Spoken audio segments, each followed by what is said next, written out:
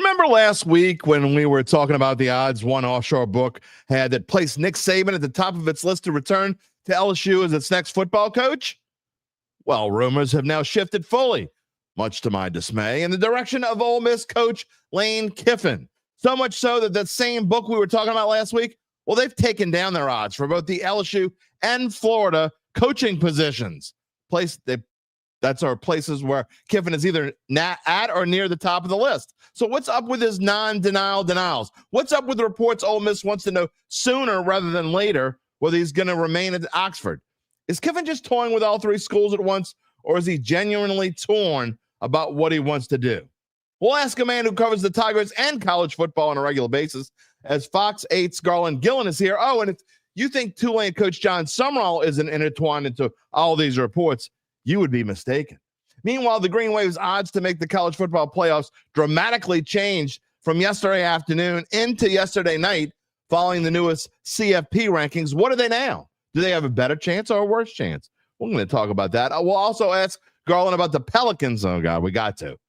And if he sees any immediate relief following the firing of Coach Willie Green. That's right. We haven't been on since Willie Green got fired. What about the Saints as favorites for the first time this season at home against the banged-up Atlanta Falcons?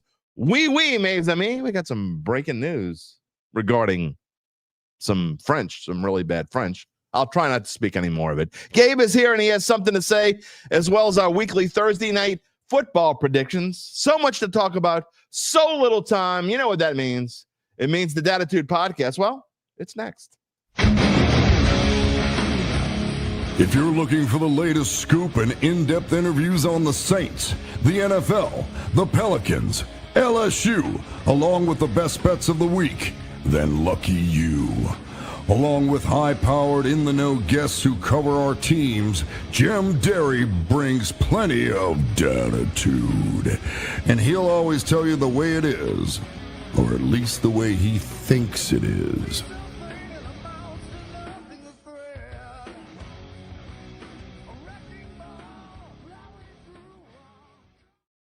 Where you at, Dattitude family? Where the hell do we start this show? I mean, we got so much going on. Bunch of teams going nowhere fast, but for that, we sure do have a lot to talk about, and we will talk about it on Dattitude, episode number 440, presented by Evangeline Securities for a Wednesday, November the 9th.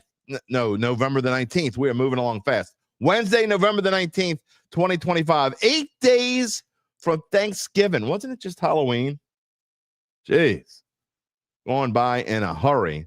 That is literally the only thing that I don't like about this time of year, because this is October, November, and December are my favorite months of the year, if you didn't know that already. They always have been.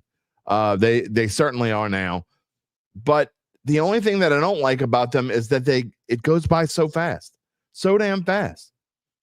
Who is this old dude talking about as time goes by? At least I'm not singing it. I am your host, Jim Derry, 35 years in the New Orleans sports media scene. I am so grateful that you found us, and I am thankful, appreciative, you name it. I am so happy that you are a part of this Dat family. What is most special about this show? You know what it is. You can type in your comments. We'll show them as we do live every Monday, Wednesday, and Friday at 11 a.m. Central Time. In fact, you know what? I'm going to get into a few of them right now. I'll just get into it. Good morning, Charles Mangus. I did have the time off wasn't exactly what I thought it would be because I ended up working for a lot of it. So I will say, though, that I didn't do hardly anything on Saturday and Sunday. So, but I have been working the past few days. I just haven't had a show. Lane Kiffin, we're going to get into that. Willie Green, we'll get into that. Borrego is going to take over. He knows the team. I don't think he's any better than Willie. That's just my opinion. Bonjour, Dattitude. Oui, says UBN. Yeah, we got some breaking news coming up. Sort of. I mean, Adam Schefter likes to think it's breaking news. He is saying news that was reported all over local media yesterday. We got more breaking news coming. We got another breaking news coming up in just a minute. I just got some news on my wire. Gabe was typing it in at the same time I got it. I'll get to it in just a minute. Brian Esty, welcome back. Good morning, Who Dats. Lane might be the best hire for now, but I don't think he's the best long-term option. Well, then why would he be the best hire for now? If he's not the best long-term option, don't want him. I don't want him anyway. Again, going to get into that. Christopher Crump, good morning. Happy hump day. Saints going for 2 in a row. That would be fantastic. I mean, come on, man. 2 in a row? Favorites? What the hell is going on? One smoke. You're itching to see more Shuck. You're going to get it. Brian Cavett says, happy Who Dat Wednesday. I'm not losing my mind over Lane Kiffin. I still don't believe it. I've got to be honest. I know Matt Moscona's all over it. Other people, Lane Kiffin is supposedly among the reporters. He's the favorite, the overwhelming favorite, maybe. I don't feel it. I don't think it's going to happen. I'll tell you why in a minute. Hump day, Earl's picks. One Smoke says Summerall got to be like 3 or 4 options. I'm still going to say Summerall. Again, getting ahead of ourselves. All right, I got plenty more comments. Again, if you want to comment, you know how to do it. Type into the comment stream. We will show it. Whether you're watching on Facebook or YouTube. If you're watching on X, you're going to have to email me or whatever. You can @ me, whatever. I'm not going to be able to see them if you're on there. Gabe might check periodically to see if we have any comments on the X machine. And if you haven't done so, please subscribe to our YouTube page at Dattitude Pod. We're on Facebook or on X, as we said. I'm at Jim Derry Jr. You can email me, jim@jimderry.com. Yeah, what's on today's show? You see it there. Garland Gillen's coming on. And I thought Garland was perfect for today for multiple reasons. Garland covers just about everything, but he is kind of locked in on I mean that as no pun whatsoever. He's not part of the Locked In Network. When I say locked in, it just came out that way. He is he probably covers LSU as well as anybody in the broadcast media. So he'll be on. Of course, you know that the Pelicans are on Fox 8 and the Gulf Sports Entertainment Network, so he knows a lot about the Pelicans. Those are going to be 2 of our main topics today. Of course, we will talk about Tulane. We will talk about the Saints later on this afternoon. Well, it'll probably be this afternoon when we get to I don't know. We'll see. Maybe it'll be late morning. So Garland coming on. He's not going to come on until about 11:30 because I wanted to have an extended monologue, and that was even before I knew I was going to have breaking news. So the first breaking news.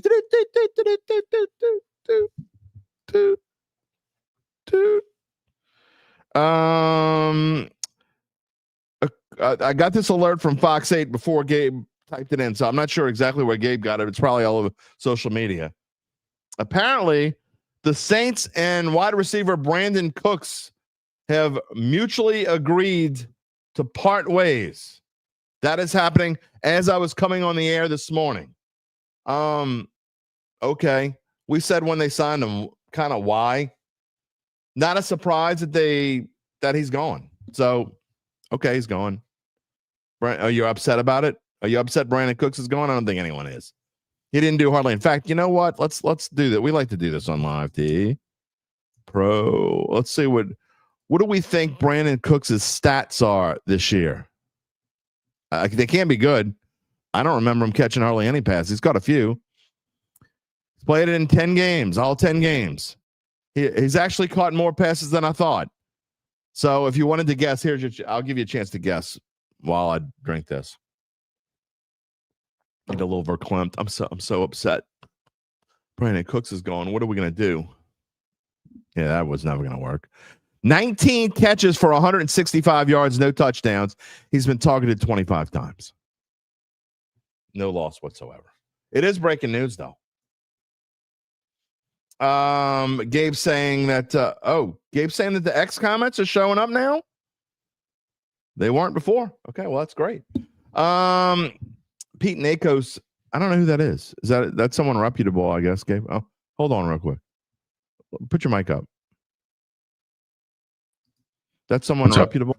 Yeah, he works for On3. Okay. So he's saying Nuss is doubtful for Nuss is doubtful, yeah, and Frank Wilson basically confirmed that as well. Okay, cool. All right. We will come back to you in a little bit. Thank you. Sounds good. All right, there you go. More breaking news. Nuss is doubtful. That's not really breaking news. That's not a surprise. I don't think anyone's surprised by that. More breaking news. Boy, I mean, it's all kinds of stuff. This isn't really breaking news, although Adam Schefter is trying to make it. See, this is This is why sometimes I get upset about these guys who quote unquote break news. And I only noticed it this time because it's a local story. So how often does he do this? I mean, this was reported yesterday by Jeff Duncan. Adam Schefter literally not saying, most people, I got to give credit to like the Pelisaros of the world and most other reputable. Of course, Adam Schefter is reputable. So I'm not saying he's not. He's got tons of sources. But this kind of ticked me off when I saw this morning. And look, y'all all know I don't work for the Times-Picayune anymore. Don't care whether if they steal their stuff, it's crappy, but doesn't affect me at all anymore. But Jeff Duncan has long been a friend of mine. He reported this, and really wasn't even a secret because it got talked about at the Greater New Orleans quarterback club yesterday. But Adam Schefter, again, reporting this morning as if he broke it, that the Saints will likely play a game in Paris in 2026. Saints president Dennis Lauscha told that quarterback club on Tuesday. So again, this is public. It's not like he's breaking anything, but he wants to make it sound like he is. Quote, "We have the rights to the country of France and Monaco, so that makes so much sense, we think. We're really excited about the NFL taking another home game away from us to travel across the world, and maybe can become like the Jacksonville Jaguars and play in Europe every year." All right, I made up that last sentence.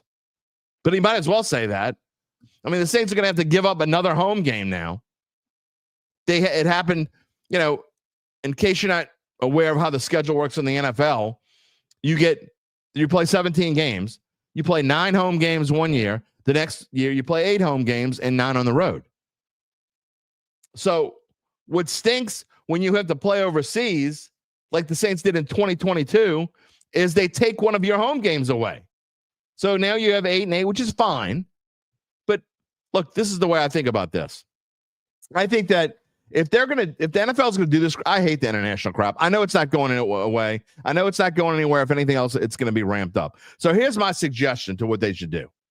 If they're not going to go to the 18-game schedule, which I think they are eventually, they got to get it through the players union, and it's going to happen. It's just going to it might take a few more years. We'll see. But as long as you're going to stick with this 17-game unbalanced schedule, why don't you just make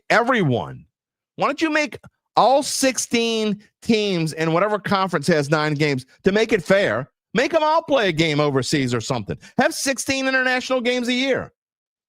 If the NFC is the conference that has 9 home games, well, they have to play overseas and give up one of their games. And I'm not just saying the Saints. It happens to everyone. I get it. But it's not consistent. You'll get, and maybe I'll do a better job and go through and see how many teams have had their home games taken away from them. But you're just picking games on a random basis. I mean, why the Saints have to play on the internationally? They did it in 2022. Now they're going to have to do it in 2026. I mean, the poor Jaguars have to do it every year. Sometimes they play 2 games internationally. In fact, they've been doing that a lot lately.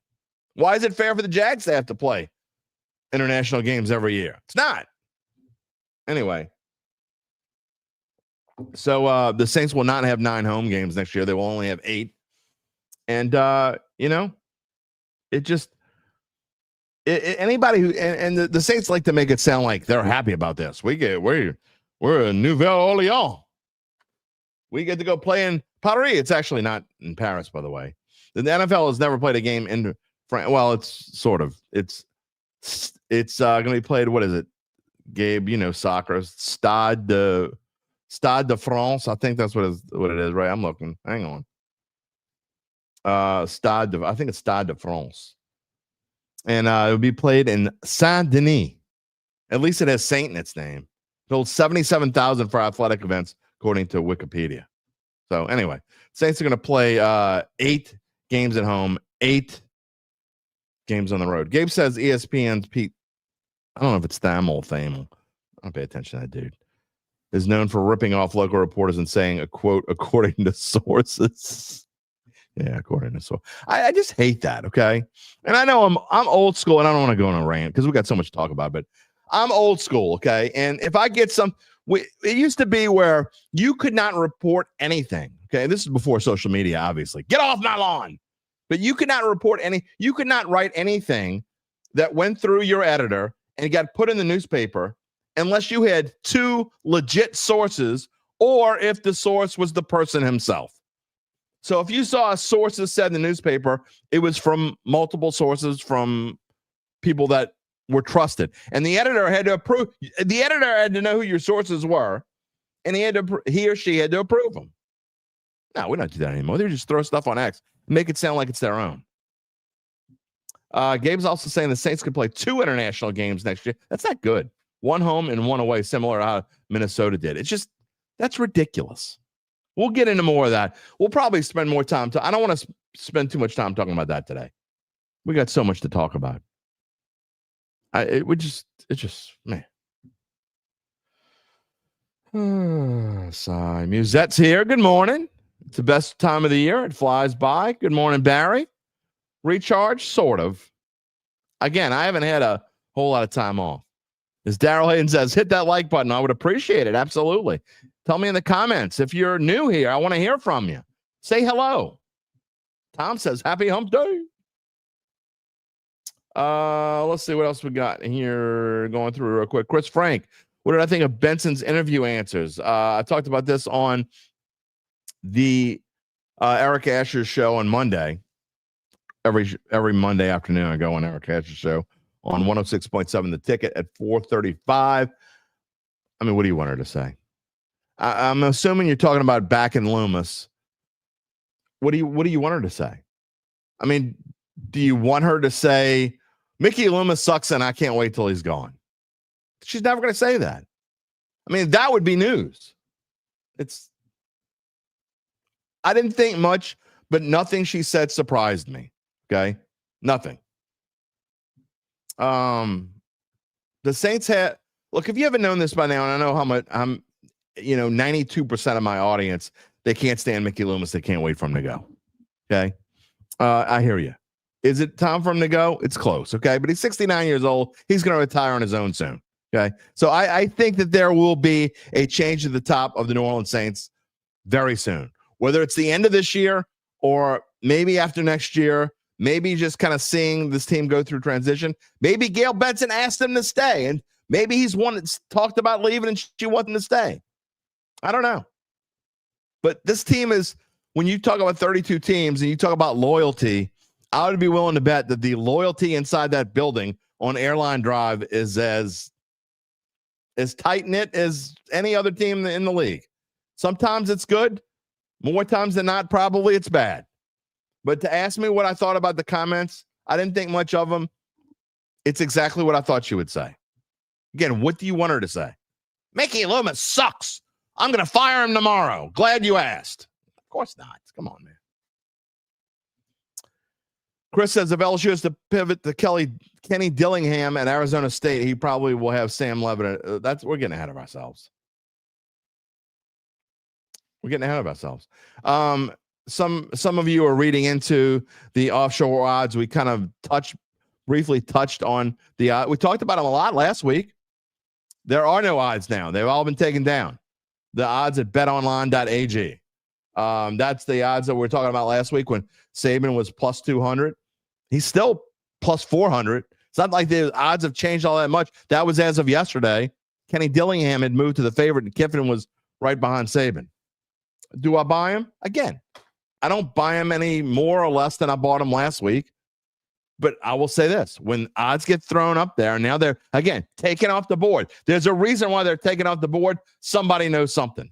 You cannot bet right now, at least not at Bet Online where we've been getting these odds. You cannot bet on LSU or Florida. They've both been taken down.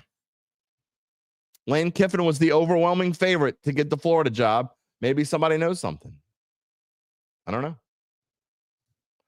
There's a lot of things. I don't know. Again, I can't wait to ask Garland what he thinks, but there's things I believe. I don't believe more than half of what I hear. All these things that come, I don't care. So-and-so's a reputable reporter. You know what? When you got guys like Adam Schefter, who may be the most reputable NFL reporter in the world, taking stuff from NOLA.com and reporting it as if of its own, as his own, who's really reputable? That's why I just don't believe a lot of stuff. We'll see. Again, we're going to get into Lane Kiffin. That is the lead when Garland comes on in about 9 minutes here. Also, a couple fun things. In fact, Garland's in the green one. We'll probably bring him on in about 5 minutes. But y'all know how I like to talk about fourth down. There are two real quick things I want to talk about. One is the fourth downs. Okay, we have not talked since last Thursday. So this past weekend was an interesting weekend in the NFL. And I know, and Zach will be here on Friday, so I'll bring this up with Zach on Friday. But y'all know what I think about how the NFL has changed its idea in using analytics, and how I think analytics is just completely, I don't want to say it's destroying the game, but it is bastardizing the game is the right way to put it, probably. And last week was a perfect example in how often teams went for it on fourth down. And I've got a couple stats here to tell you how things have changed over the past, I don't know, decade or so. And I used week 11 as an example. Okay. Last week, and the Lions, it goes to show, I'm going to repeat what I said. And I had a friend of mine who's a Lions fan reach out to me and says, you're right about Dan Campbell. So I think Lions fans are starting to open up to this whole Dan Campbell is a dumbass. Okay. Now, maybe no coach in the NFL motivates his troops more than Dan Campbell. That's true. But I've told you this for multiple years now. Coaches like Dan Campbell, and look, Nick Sirianni got lucky last year. Okay. He got completely lucky. They got hot at the right time. They had the best playoff schedule they could have in the NFC, and then they had a great defensive game plan for Pat Mahomes. I take nothing away from him, but that kind of coaching is going to get you fired in the long run. And Dan Campbell is proven why I say he's never going to win anything big, because of the way of his in-game coaching. Detroit might have the most talent overall of any other team in the NFL. I truly believe that. But their fourth down absurdities last week, 0 for 5, and it's like banging your head against a wall, and you keep getting a concussion. I'm going to bang my head against it. I'm a Gus Frerotte my head into this brick wall. You learn nothing. You keep doing it. You learn nothing. Doesn't make any sense. Make it make sense.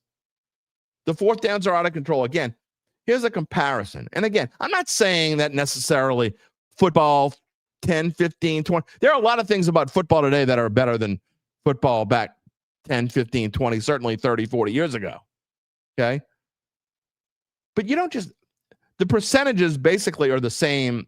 The conversion percentage are hardly any different today than they were back in the day. They're in the ballpark of 50%.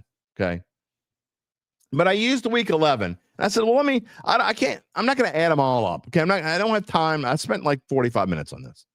So I wanted to see the difference in week 11. So I just used week 11. Again, it's still random in the grand scheme of things. It's not any official number or anything like that, but I just would use week 11 as an example. So this past week, there were 43 attempts in the National Football League, 43 attempts to go for it on fourth down.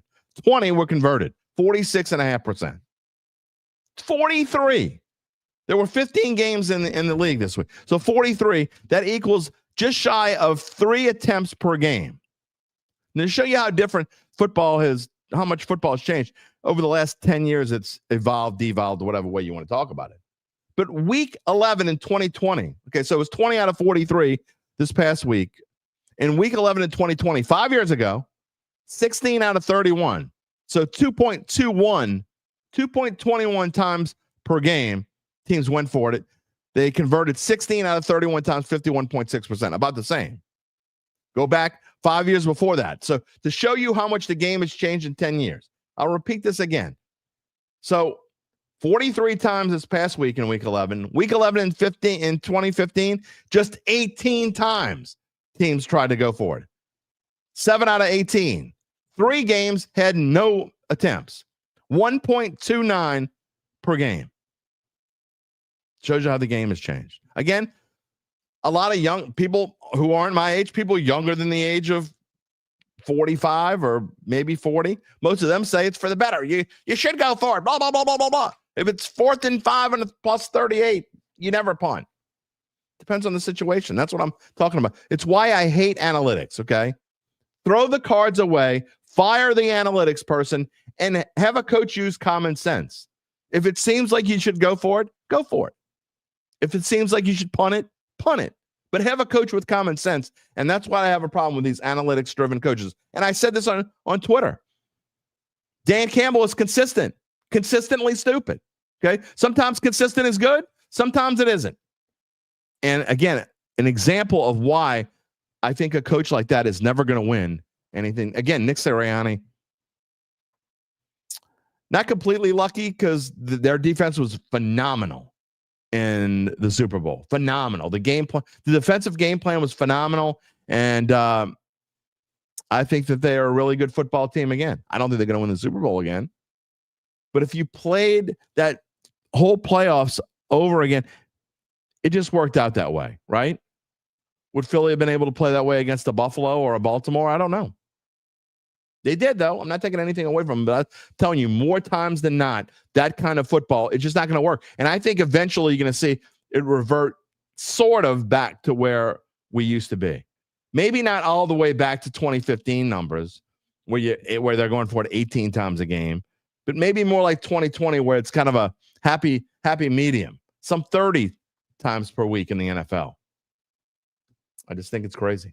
Last thing before I get to Garland, I wanted to talk about, and if I would have had a show on Monday, this would have been the first thing that I talked about.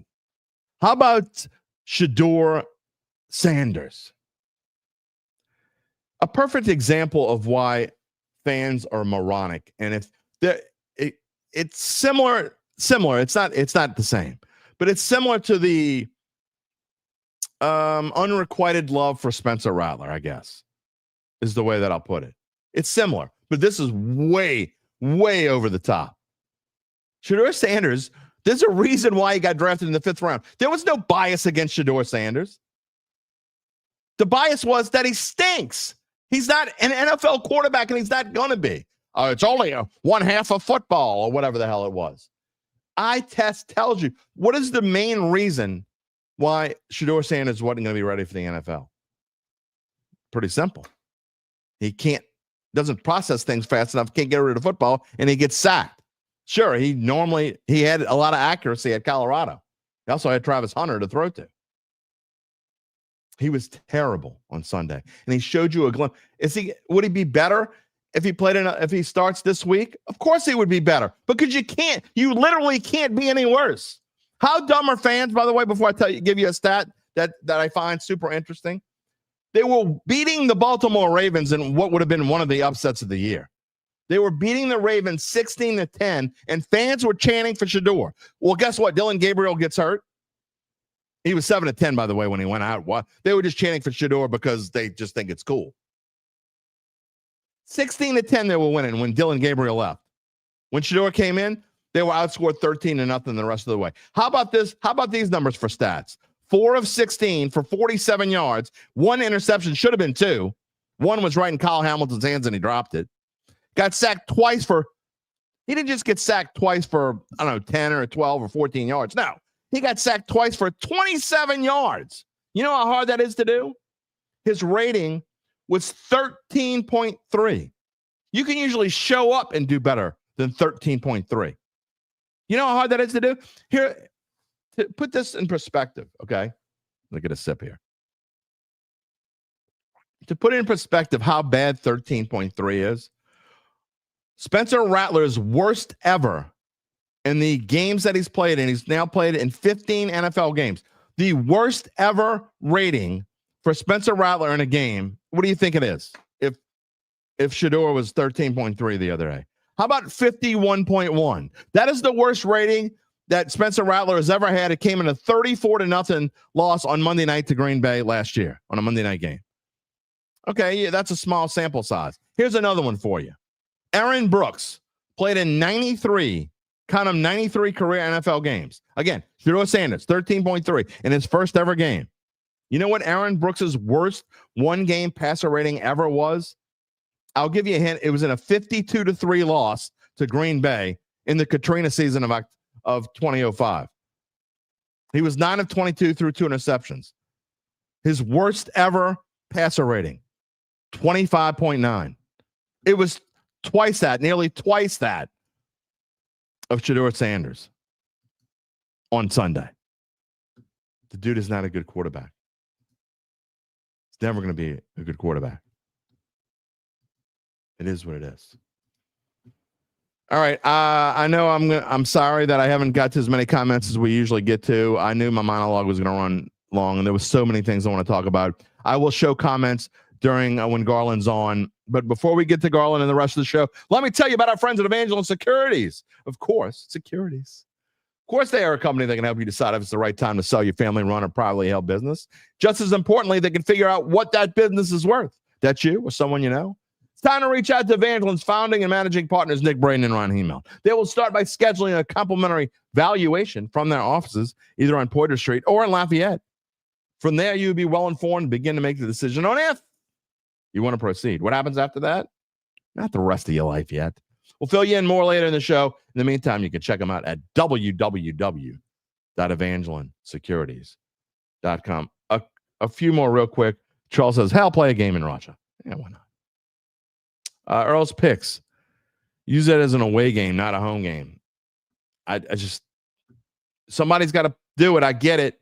But again, I think the perfect solution is whoever, if it's the NFC that gets the extra home game, have all 16 teams play international games. Have them all be home games. That's just my opinion. That's what you should do. Jimmy Radcliffe, you want to take our brides to Paris? I'm not spending. I'm not spending that kind of money. Good morning, that's Callie. I just not. I might go to Nashville next month. We'll see. Hey, bro, for 63. Good morning, Jim and Dattitude. Being the Dirty Birds at home would go alone and make the season ticket holders feel better about the season. Absolutely. Bart Prudhomme, good morning. Rob says Dan Campbell shouldn't be calling plays. It's clearing out a strong suit. He clearly shouldn't be a head coach. That's not his strong suit. They'll run through a brick wall for him, but no. Lance is here. Good morning. Rocky's here. Good morning. All right. We got to get to our guest. He's been patiently waiting in the background. He came in early, as he always does. We say good morning to our friend of the show, Garland Gillen. How are you this morning? Well, I'm always getting in early because I want to make sure the video and audio work. I remember that one time, like years ago, it didn't work. So I'm always like petrified that it's not going to work. So that's why I get in early, just to like make sure everything is smooth. Well, we welcome you on this Wednesday morning Dattitude podcast brought to you by Evangeline Securities. And look, let's jump right into the LSU football Tigers. You have covered the Tigers for many years now. You have gone through multiple coaching sagas. You're an AP Top 25 voter. The latest is it seems to change every other day. I don't know what to believe, what not to believe. You can go watch Garland on the Avenue, and he'll tell you some more. But what is your take on the whole Lane Kiffin saga? And do you think that LSU has their heart set on Lane Kiffin? No doubt they do. That's been their number one draft choice. That's been their number one guy. There's people behind Lane, specifically Eli Drinkwitz, Missouri, Brent Key at Georgia Tech. But Lane Kiffin's been their guy since day one. They're willing to go higher than what – I mean, right now, Georgia's head coach, Kirby Smart's getting $13.2 million. LSU's willing to go higher than $13.2 million. Go 14, maybe 15 million a year for Lane Kiffin. So the money's there. The NIL money is gonna be there. LSU does not like being embarrassed, and I think a lot of their big time boosters are going to step up for Lane Kiffin. The problem is that Lane Kiffin probably wanted to get out of Oxford after this season.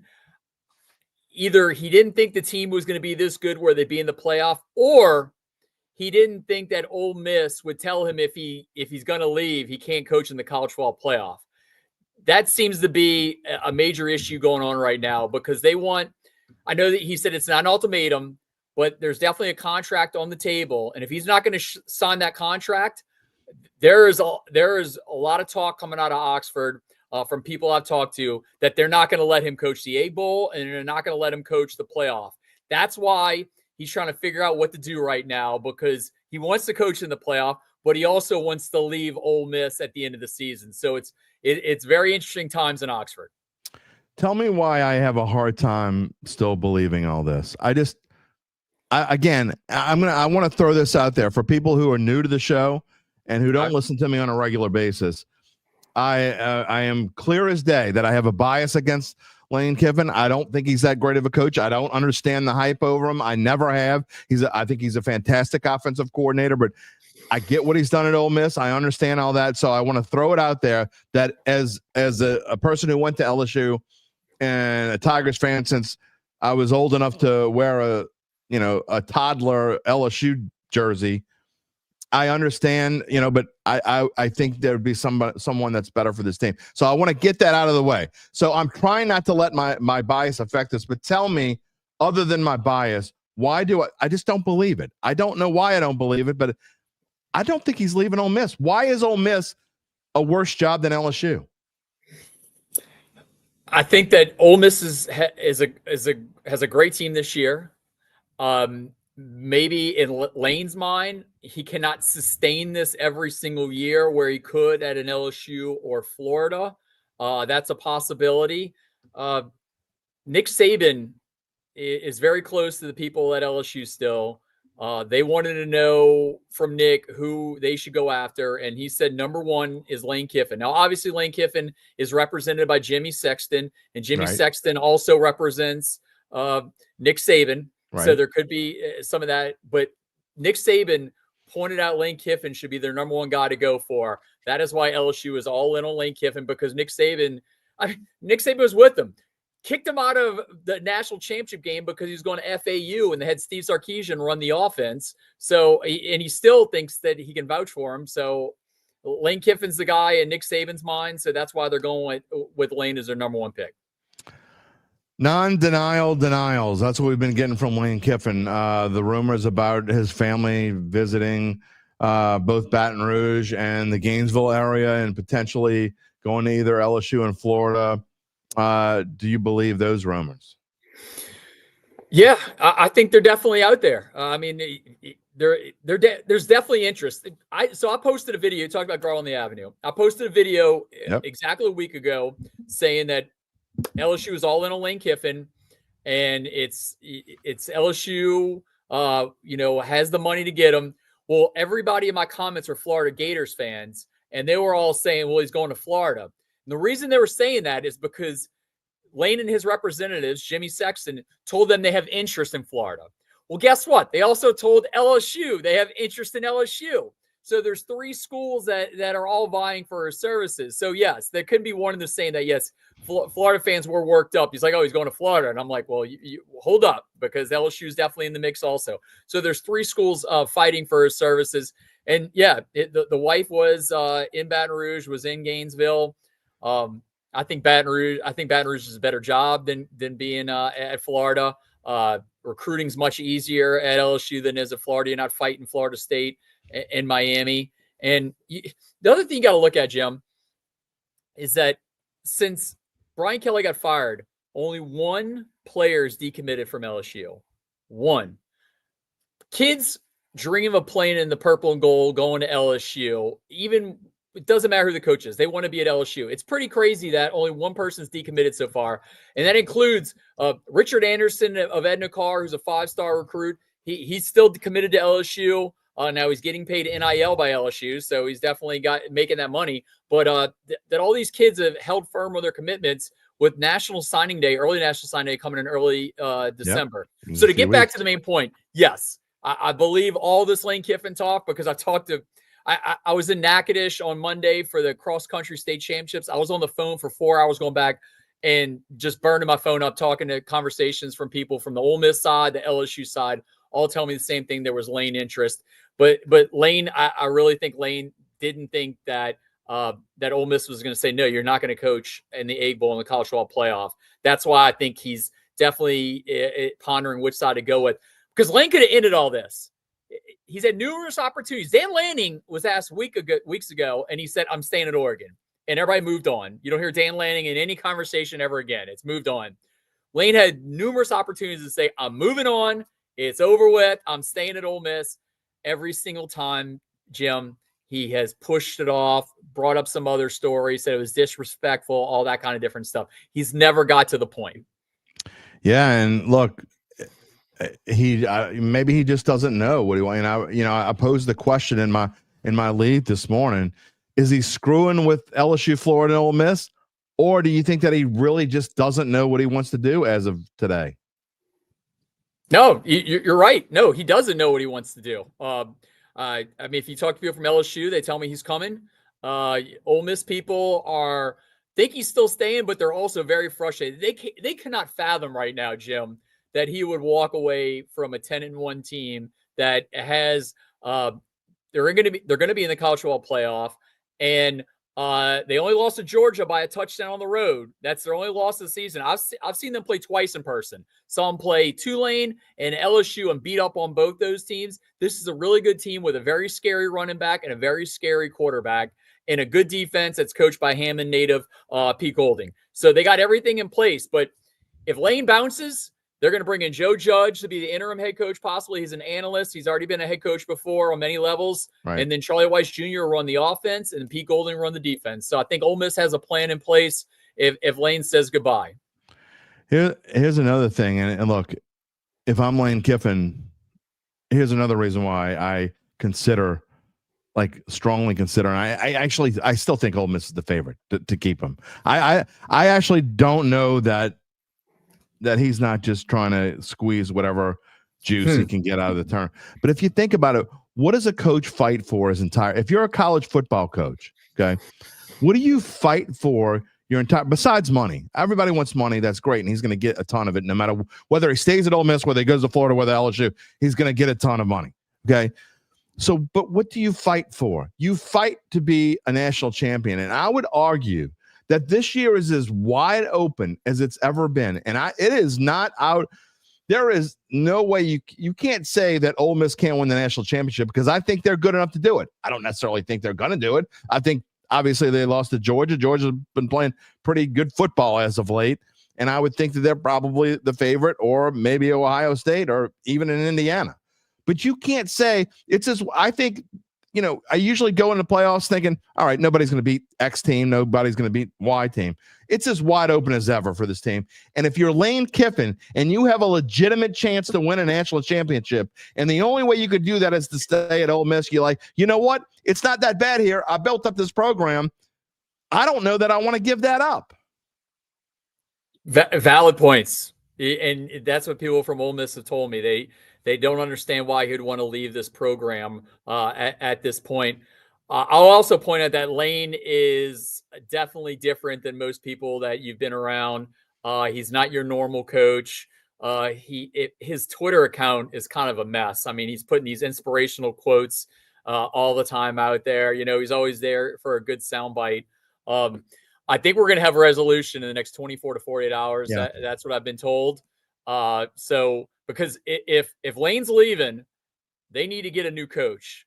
And there's a coach down here in New Orleans that a lot of schools want. I think John Summerall is a favorite to get the Auburn job. But Ole Miss wants a crack at Summerall also. I mean, 100%. John Summerall's living the life right now. I mean, he's got a team that has a shot to make the college football playoff, and he has Auburn and Ole Miss possibly both fighting for his services. And he's making, between $3 and $4 million right now. Well, at Ole Miss or Auburn, he's going to be making closer to $10 million. So he's about to be in a different financial bracket. Yeah, and I think that if Kiffin does leave, whether he goes to Florida or LSU, if he leaves, I think that John Summerall becomes the instant favorite to get that job at Ole Miss. You would much rather, in my opinion, and I can't believe I'm saying this because you would never have said this before, maybe a couple years ago, but Ole Miss to me is a better job right now, a much better job than Auburn. I think Auburn is a mess. I don't think it's going to clean up anytime soon. And I think if you want to take one team out of the SEC, expand into what team has the SEC expanding hurt more than any other, it's got to be Auburn, especially in football. That's just my opinion. It's really messed them up. Yeah, I don't know what Auburn's waiting on, because you could say, well, Garland, the season's not over with. Well, Virginia Tech already made a hire. Okay, they already got James Franklin. Right. Now, maybe behind the scenes, there's some movement but maybe there's a already agreement in place we don't know about. But Auburn has a lot more boosters that feel like they need a say in everything that's going on. I feel like there's less cooks in the kitchen with Ole Miss. I mean, Lane Kiffin does what he wants at Ole Miss. He has complete autonomy to do what he wants. Right. If he needs to get on the private booster jet to party for a night in Nashville or go down to Florida, he has private booster jets at his beck and call whenever he wants it. So it definitely, he runs a show in Oxford. But I will point out, Jim, I don't know if you've ever been to Oxford. It is in the middle of nowhere. I have been there. Yeah, it's the middle of nowhere. And yes, it's a private jet ride to anywhere in the South pretty quickly, but it is Oxford, and he's been there for a long period of time, and maybe he's just ready to get the heck out of Oxford. Well, I hear that. Randall says he wants to go to LSU because he wants to have a chance to win a national championship every year, not this year. And I got to be honest, and I know you're probably going to disagree with me, and LSU fans will hate me for saying this, but this is a different day. With the 12-team playoff, I honestly don't believe his chances are maybe just slightly better at LSU to be consistent, but I really think that at Ole Miss that you can do that. And look, I hate Ole Miss as much as the next guy. I'm born and bred. When you grow up an LSU guy, as I have, and it's in my family, and my family bleeds purple and gold, except for my dad who went to Georgia Tech. I mean, you hate Ole Miss, but let's be honest. They are very respectable now. It's because of Lane Kiffin, and in part, it's because they've been true to the guys in the state of Mississippi. They've done a really good job doing when LSU was successful. What were they great at? Keeping the kids in Louisiana, getting the best of Louisiana to go to LSU. I think Lane Kiffin's been doing a great job at keeping the best of Mississippi to go to Ole Miss.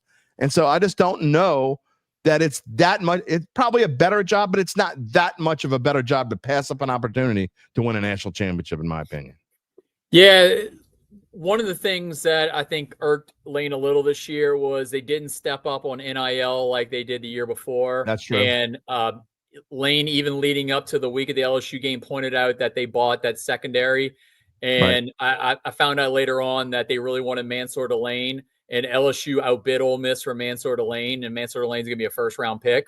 And I think that irked Lane a little. So there's an aspect to LSU outspent them in NIL, but the Ole Miss people will also point out that is LSU going to keep going crazy in NIL with such a poor season this year? And I will say this, I do know some boosters are stepping up big time at LSU, and they're going to make Lane the richest coach in America. I think the Ole Miss and Florida will do the same. But from what I've heard, I think LSU will step up NIL again this coming year to get a shot to win it again. 2019 was too long time ago. And the Brian Kelly part of this, from my understanding, it's going to take a little while. It's going to take a little while to figure out what they're going to do with this buyout. LSU is not willing to give them the whole 54, so they're going to have to try to meet in the middle. But I think that's going to drag out a little longer.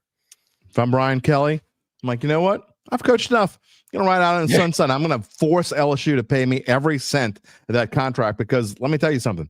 If he doesn't go coach somewhere else, they're going to have to pay him every cent, no matter what they think they can try to do. It's a binding legal contract.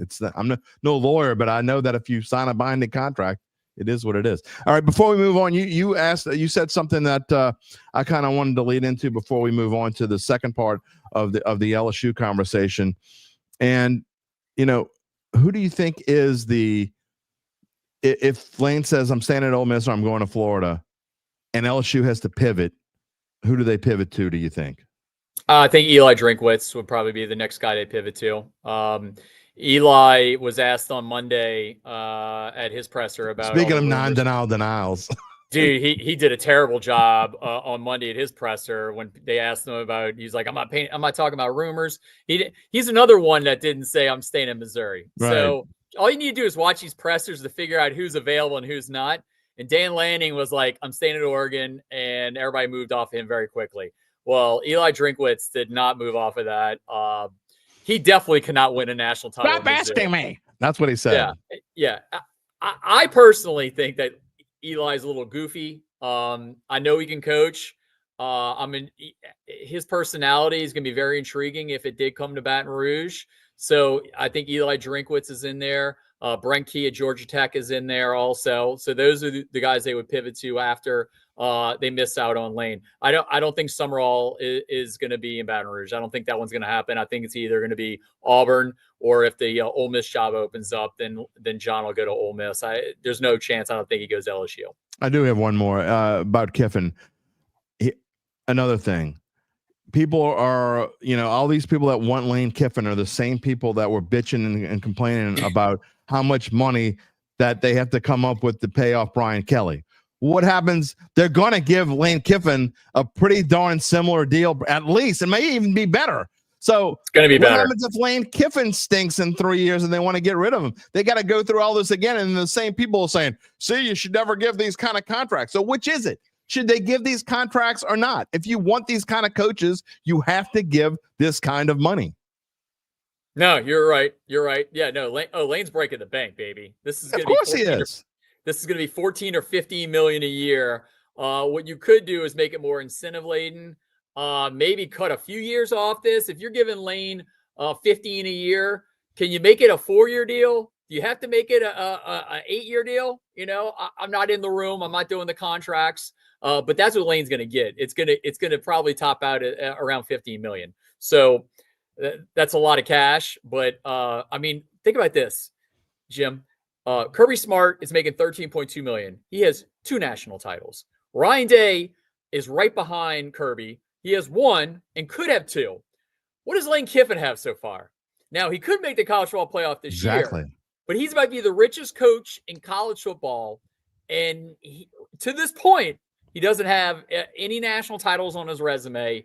I tell you one thing, Lane has played this thing perfectly. He is about to be in a new stratosphere. I mean, he's already rich. Okay, he's had numerous jobs, but he's about to be the highest paid college football coach in America. You don't think that if he wanted to, he could tell the people? And I'm just throwing this out there because people could do whatever they want. I'm just saying it's got to be a possibility, right? What if he told the Ole Miss people, you know what, I'm gonna stay.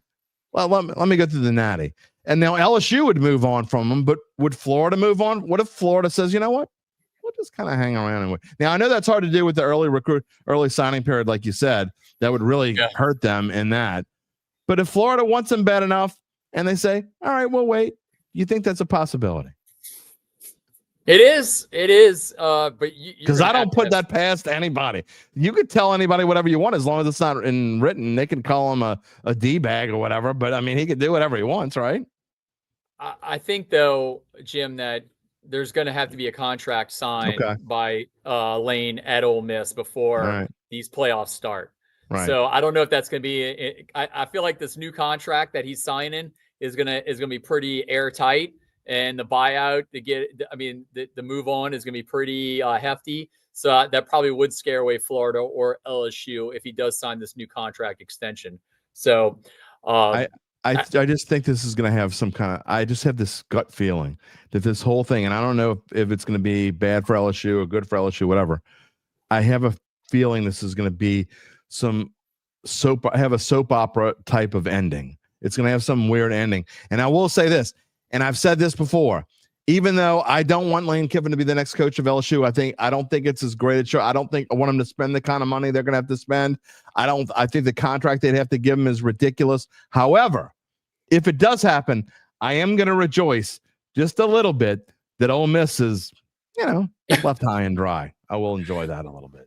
So. All right. I get that. And LSU plays Ole Miss every year. So that'll be intriguing. Dealing with Lane on a day-to-day basis is going to be it's going to be challenging. I will say this. It's going to be very not as worse as Nick Saban. I mean, those were some tough days. That was my first gig. I started working in journalism in 2000 when Nick came to LSU, and sitting through those pressers was brutal sometimes. I've gotten a little older, so I've gotten a little more wiser to what they say. But it's going to be tough. It's not going to be as easy as, I will say this. BK had some definitely lows this year. I mean, attacking us after the Florida game, I think it was. And I was in the room for that one. So we'll see. But yeah, it's Lane or bust right now for LSU. And then they'll go on to the other guys. But they're all in on Kiffin. All right, real quick. LSU is a 23.5-point favorite over Western Kentucky. That line is to think they're only a 3-touchdown favorite over a team like Western Kentucky just shows you how far that this program has fallen. The question I ask, it's looking more and more like Garrett Nussmeier is not going to play this Saturday. Is he done at LSU? Will he take another snap for the LSU Tigers? I don't think so. Why? Why even have the chance of re-injuring yourself? He's probably been injured all season, Jim. We never got a true answer on his health. He's not the same guy. I mean, right now, Jim, he's like a 5th or 6th round quarterback. We were talking about 1st rounder with Garrett before the season starts. He's going to be he's going to be a 5th or 6th round quarterback.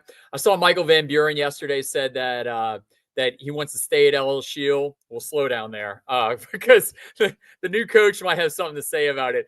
I've been very open on our shows that I thought they were going to clean out that entire quarterback room this offseason. I thought they were going to get rid of Colin Hurley. I thought they were going to get rid of Michael Van Buren, and Garrett Nussmeier was going to graduate because I sat through a lot of those training camp practices, a lot of those practices in August. MVB and Colin Hurley had major accuracy issues all through camp, like brutal accuracy issues. And you saw some of those accuracy issues against Arkansas. Now they won the game. There's no doubt that MVB can run. Okay. That Van Buren can definitely run, scramble, but the new coach comes in, especially if it's like a Lane Kiffin. Michael Van Buren can maybe stay as a backup, but they're going to go big game hunting. I saw Sam Levitt is already getting feelers out especially there. Dillingham comes. Yeah. I mean, Sam Levitt will probably get a Derry Mensa type deal on the open market this coming season. He'll get like $3 or $4 million, which is what Derry Mensa got. I think that's what the quarterback of Miami got, Carson Beck. So Levitt's going to be out there. So you can flip this thing quick, Jim. You can flip it to where you get a new coach in here, you get like a Sam Levitt in here, you get some more mercenaries for 1 year in, and you can flip this thing. Now, just because you throw money at it doesn't mean it's going to work, okay? Because last year, Ohio State threw a ton of money at it, and it worked. But guess what? Ole Miss also did, and they didn't make the playoffs. This year, Texas Tech was the big money team. They're getting in. Guess who isn't getting in and threw a lot of money at it? LSU. So it can work maybe 50% of the time. It doesn't work every time. Well, the last time that LSU went out and got an Arizona State quarterback, that worked out okay. Yeah, he had no defense, though. I mean, that 55-49 Ole Miss game will like sit in my head for the rest of my life. I was at that game. They couldn't stop Jackson Dart. It was an absolute mess. That defense was pathetic in Oxford in that 55-49 game. Yeah. Well, we'll see what happens there. It bothers me that this dude who's been so loyal to this program basically going to force him out. I mean, you don't even let him play the bowl game. I mean, look, Michael Van Buren is not going to be the answer. The dude LSU scored 23 points against by far the worst defense in the SEC. They hadn't allowed fewer than 32 points in any game this year since week 2 against Arkansas State and the week before that against Alabama A&M. Every other game, 32 or more, including multiple games in the 40s. And LSU could only score 23. So anyway. Well, Jim, also, Garrett Nussmeier is protecting himself for the future. Who's playing in that bowl game? These bowl games, most of these guys are going to opt out. Halsey, Mansour, Delane, who's in that bowl game? That's a good question. I don't know the answer. He might want to though. But he's already shown that he's going out there and played, beyond hurt, and so he may want to.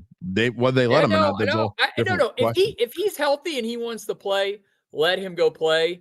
I just don't. If he's questionable this week or doubtful and he's not going to practice this week, I mean, why throw him out there at Oklahoma next week? That defense is vicious and would definitely could re-injure him. So it's something to think about for his future. Real quick, because I need to move on, but Randall wants to know who's the next Penn State next head coach. 20 seconds on that. Oh man. I don't even know who wants that. I mean, that's one. I mean, I'm sure Eli Drinkwitz is in the mix for. I think he's got to be the favorite for that, right?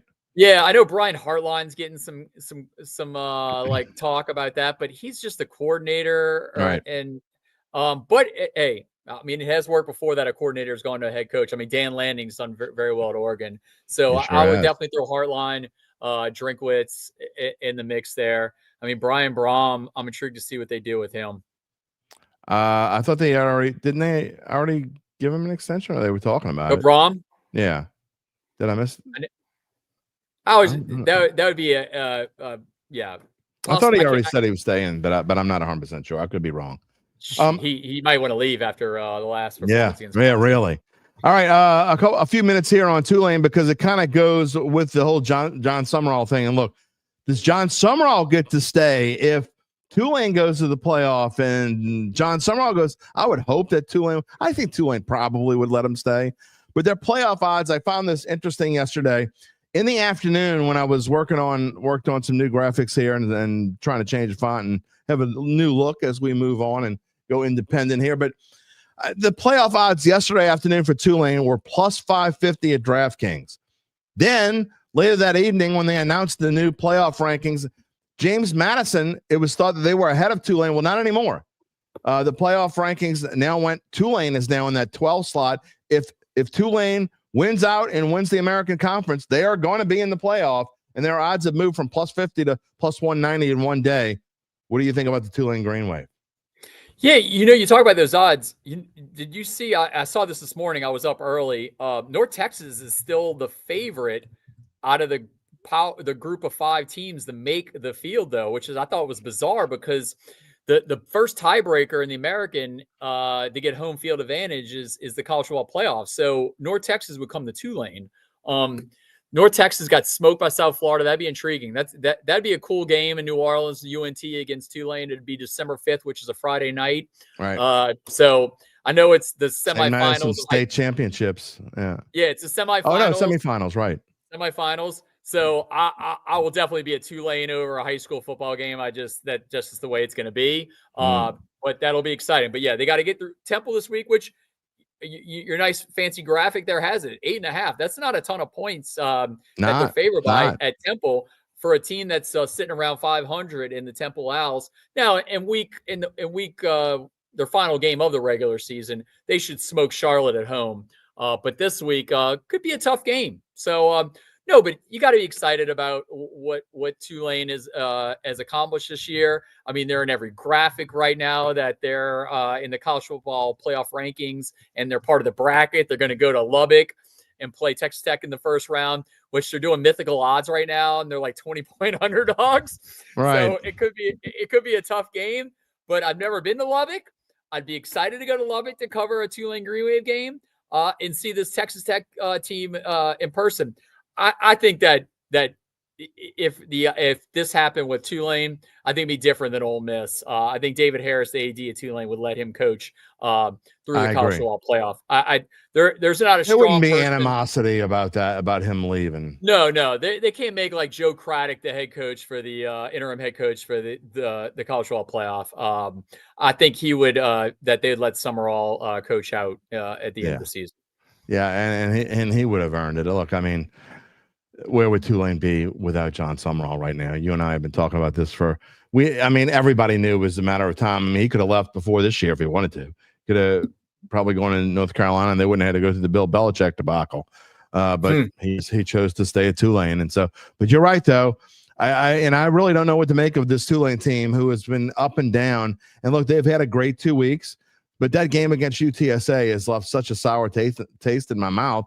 And really, they didn't play very well against Army the week before that. So they had multiple weeks where I thought they didn't play very well and they were underwhelming. And then they decided to turn it on, and they have played well now 2 weeks in a row and got themselves back in it. But I just don't know. I wouldn't touch this game with a stick. No, I know. I did like a 8-game money parlay for like $10, and I stayed away from this Tulane game. I want no part of it. I did put JMU in there because I feel like JMU is going to come out on fire this week because I think they're going to be extremely mad that they were left out of the college football playoff rankings. And so that's one to watch on that. But I wouldn't mess with this game at all. I didn't want to mess with the Memphis game. betting wise, I did not want to mess with the UTSA game because I knew how difficult it was on the road in San Antonio. So this is 3 weeks in a row where I would call the Tulane game a stay away. All right. Obviously I want to end the segment here talking about the Saints, and I know we're already running a little bit long, but I've got to talk about the Pelicans, and this is actually the first show we've had since Willie Green got fired. And look, I think we all knew it was time. Okay. And I've been as big a Willie supporter as anyone. And you guys with the Pelicans on the Gulf Coast Sports Entertainment Network, it stinks that the Pels have been this bad, and then there's uproar again. But it was time, Garland. It had to happen when it did. It should have happened this summer. I thought that Borrego was going to get the job this summer. And when they gave it to Willie, Borrego thought he was gone. I mean, he sent his family away, sold his house. Everything was set up for Borrego to be gone. And now he's running this team. I thought he's going to be gone at the 0-6 mark of the season. I did call it, by the way. I will say this. I knew that Pelicans were very savvy about when to fire Willie. Last Thursday, when they didn't fire him, I was like, watch this. They're going to fire him on Saturday morning when college football is heating up, and no one will care about a firing on the NBA on the weekend. Like I said, if they fired him on Thursday, it'd be a 48-hour cycle of NBA Live and Sports Center first, coach fired. I knew they'd wait till Saturday morning. Like I had one of my producers. Yeah.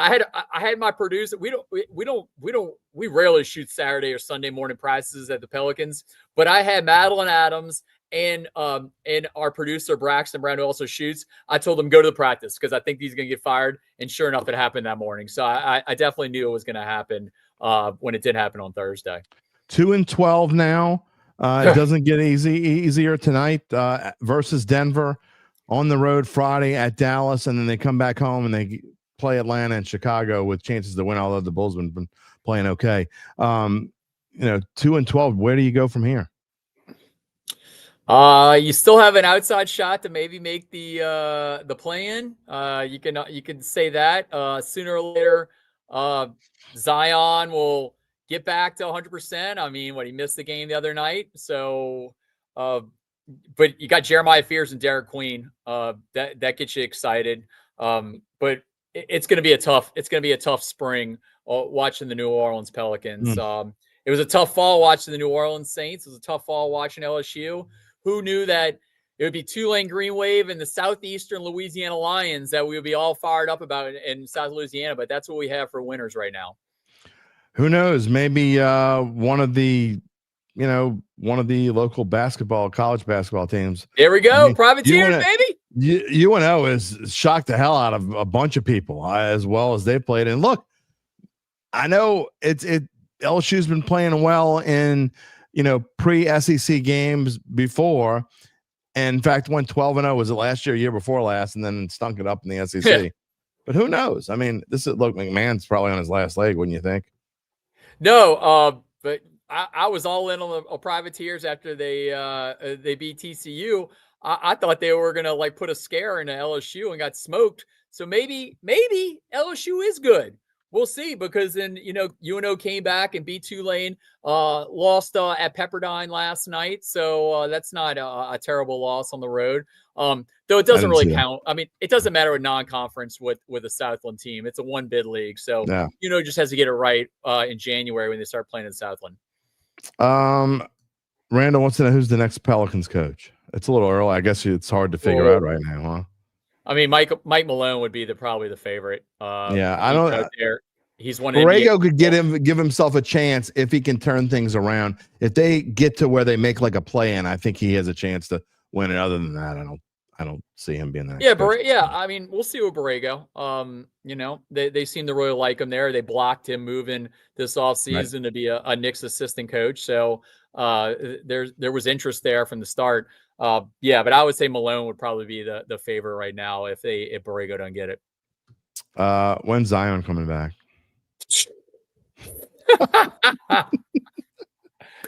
Oh man, You're taking the high road, aren't you?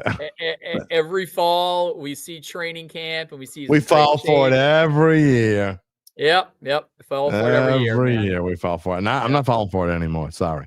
All right, moving on. We're going to wrap it up here with the Saints, and the question is, can Shuck do it again? Garland Gillen, for the first time this year, the New Orleans Saints, your New Orleans Saints, are favored to win a football game. There we go. Well, it helps that Kirk Cousins is a starting quarterback. Exactly. And Drake London isn't playing. Kirk Cousins is washed, man. He looks terrible out there. He's a mess. He's slow. He's not that. He just downfield passes. Like Kirk Cousins is washed. Like, give credit to Atlanta for not trading this offseason because with Penix out. But no, the New Orleans Saints have a great shot to have a win streak because the Falcons look terrible. And I would assume this is going to be the end of the Raheem Morris regime at head I thought coach. it was going to be before this week. Yeah, and maybe they fire the GM also soon, so we'll see. But yeah, Raheem Morris has got to go. Everywhere he's gone, he's been a loser. He's Dennis Allen part 2. I mean, he had a chance. He's a decent coordinator, but he's just not a good head coach. And I'm why Atlanta thought he was going to be a great. Hey, doesn't bother me any. Hell, keep him. I think you should keep Raheem Morris. Let him be the coach. Like, give him a 10-year extension. I think that's what you should do. Bart Prudhomme says the Saints released Brandon Cooks, and now we have no deep threat. Bart, I'm not sure what Saints teams you're watching, but Brandon Cooks hasn't been a threat to do anything all year. Chris Olave is a much bigger deep threat than Brandon Cooks. So, yeah, no. I mean, honestly, Juwan Johnson's a bigger deep threat than Brandon Cooks, and that's saying something. So, I'm not sure. Brandon Cooks has been on the side of Brandon Cooks has been on the side of a milk carton this year. Okay, like he's been almost like disappeared this year. It didn't work out with Brandon Cooks. Smart move, let's give me more Devon Vele and a few of the other guys. Yeah, and actually, I think this is a great time for Devon Vele. We talked about it last week. We thought we would see more of him, and we did when Chuck's first started. And I think you're going to see him be implemented more into the offense because they want to know what they have. And I think this could turn out. Everybody was.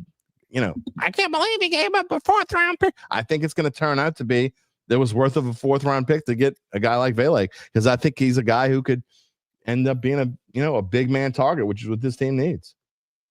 No, I want to see some of these guys they traded for. I mean, Mickey's taking a lot of heat. Mickey's taking a lot of heat for the deals he's made. So yeah, let's see what Shuck's got. I'm excited to see Shuck in the Dome.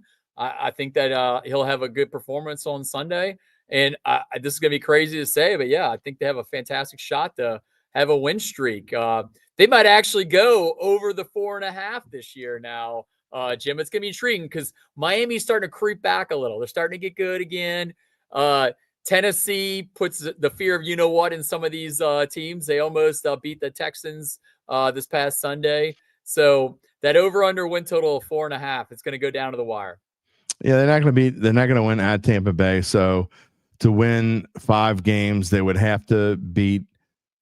You would think they would have to beat the Jets in Tennessee, and then you win one other one. Why not Atlanta? That's certainly a possibility. They already beat Carolina on the road. Why not beat Carolina again? So who knows? I mean, look, we just want this. And I said this before, if this team can improve from week 1 to week 18 and give you a good feeling going into the offseason, I mean, there hasn't been a real good feeling about this team in the offseason in quite a little bit. No, and I hope that Tyler Shuck continues to progress, and then you have a whole offseason with him, and then roll him out next year as a starting quarterback, and then you figure it out. If he's not your future, then draft a quarterback in 2027. I'm not impressed with this 2026 class at all. It's fine. Mendoza. Remember, we thought it was going to be really good. We thought it was, but now I'm like 2027 is starting to look much better. Like, when you got Julian Sayin and you got Arch Manning in 27, that one's starting to look much better than the Dante Moores, Fernando Mendozas of 2026. You know what? Hopefully the Saints are right. Hopefully I was wrong. Hopefully the Saints are right, and Tyler Shuck turns out to be the guy they thought he was going to be and why they drafted him with the 40th pick, and that he can be the future. He's got a long way to go. you can't get too excited over basically 10 quarters of football, but he's got a long way to go. However, he has a chance here. Now, with 7 more games, he has a chance to say, you know what? I'm laying claim to that spot. I can be the future of this team, and we're going to see a lot more. All right, let's talk about the game this particular week and some of the matchups real quick. Rushing, the Saints obviously were better this last game against Carolina running the football. 28th, they're going up against a Russian defense that's just not very good. Obviously, Atlanta's passing defense has been much better, so Talashuk might have a little bit rougher time this week. But can Alvin Kamara run the football like he ran it 2 weeks ago? Wow, Alvin Kamara. I mean, talk about people that have not shown up this year or have had the performance we thought they were going to have. I think everything's on the table this week with a Falcons team that's pretty much out of the playoffs. You could see an improvement from everybody on offense this week, especially Kamara, whose numbers have gone down. But they got that W before the bye. I feel like there's a little momentum with this team now. Not a lot. I mean, they're still 2-8. They're not making the playoffs, but I feel like there's a lot more positive vibes with this team going into after the bye, that they're actually going to win some games. So yeah, I could see Kamara. I could see Chris Olave is probably going to feast on the back end of the season. I feel like him and Shuck have something going. Falcons look like, honestly, they look like they just quit. And here's a perfect example. They're 6th overall in passing defense, yet last week they gave up 448 yards passing to Bryce Young.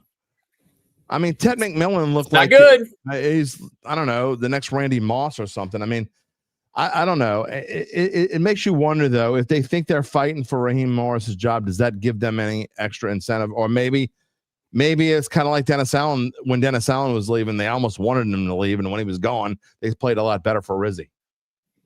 No, I think the Falcons' playoff hopes are pretty much dead. I think they've lost 6 in a row, 5 in a row. 7. I think it was 6 in a row or 7 in a row. 6 in a row. 6 in a row. Yeah, it's not good. So yeah, I think they're gonna definitely have to do the fire their head coach.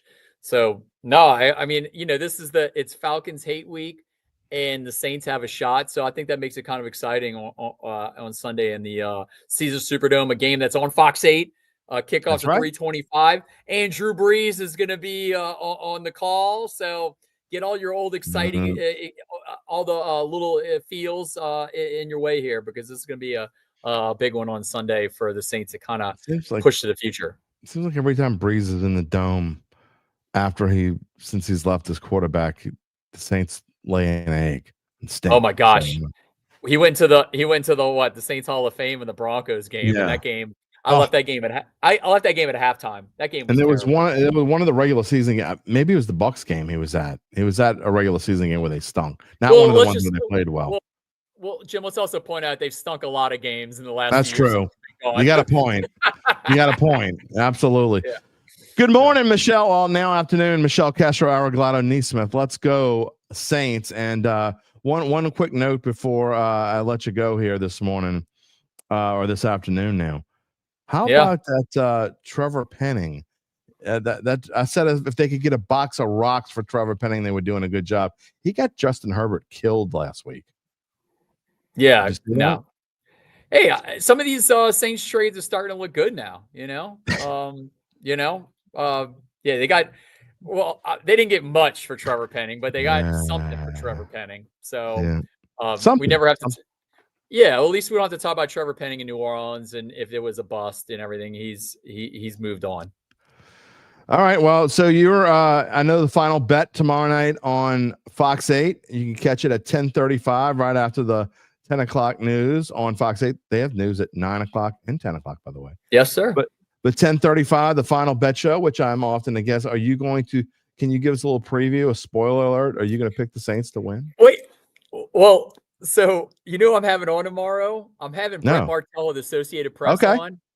So, Brett went in the stands and interviewed the fan that got into it with Draymond Green. That was Brett Martell's story. Like, he went in the stands, interviewed him. Major props to Brett Martell. So, I'm going to have Brett on. We're going to talk about that. So, we're going to get gambling in. I think I might take the Saints this week. I'm going to take the Saints this week. So I'll give you a little tease right there on the Saints. Okay. I am truly, as of right now, we do our picks on Friday. I am 100% undecided. Okay. I mean, logic says that the Saints are actually a better team right now, especially because they have trouble. London would give them lots of problems.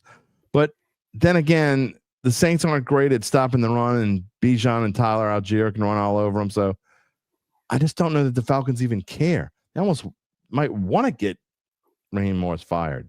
I don't know. Anyway, so we'll see. We'll see what I pick. Garland Gillen, thank you so much for taking so much time. There was so much news on this Wednesday. The reason why I wanted you today is because you cover LSU, y'all have the Pelicans, and this was a wide-ranging show covering so many topics. And when I want wide-ranging opinions, Garland Gillen is my go-to man. Well, I appreciate all the pub there, Jim. Yeah, we're going to be busy this week. I said final bet. We got Fox 8 Football Friday on Friday night at 10:35, and then Sunday you got the pregame shows and final play. We're going to be rolling. A lot of Pelicans and Saints on final play on Sunday at 10:30. You will be rolling. I will be watching. I hope our viewers, at least here in the New Orleans area, are watching. We will see you soon, and happy Thanksgiving, my friend. All right, Jim. Have a great one. Maybe I'll see you out on the prep field in the next week or two. Yeah, not this week, probably, but next week. Not this week. Maybe next week. All right, talk to you later. Bye. Garland Gillen, everybody. Yeah, man. I check out all of the shows. Final bet tomorrow night again, which I go on at least once every 3 to 4 weeks usually.